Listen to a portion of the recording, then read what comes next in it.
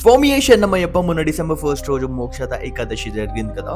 కృష్ణుడి టెంపుల్స్ చాలా రేర్ గా ఉంటాయి కదా. అందరూ ఎక్కడెక్కడికో చాలా లాంగ్ కి ట్రావెల్ చేసి లైన్ లో నిలబడి దర్శనం చేసుకొని వస్తారు.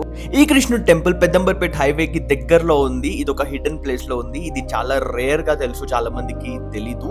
సో నేను అడ్రస్ చెప్పడమే కాకుండా ఈ మోక్షద ఏకాదశి రోజు నేనేం చేశాను అనేది కూడా ఈ షార్ట్ లో చూపిస్తాను.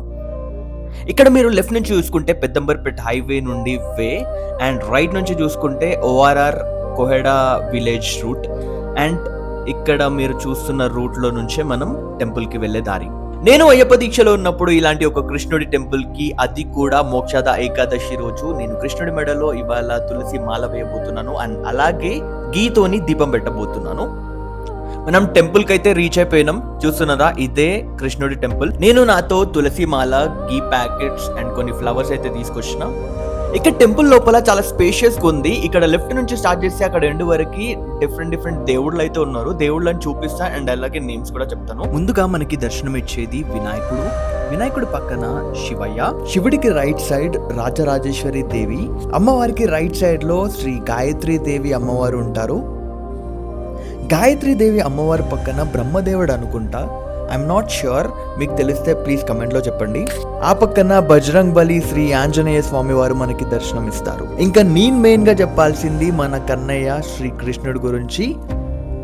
రాధాకృష్ణ, కృష్ణుడు ఫ్లూట్ పట్టుకొని ఆ పక్కన రాధాతో ఉంటుంది.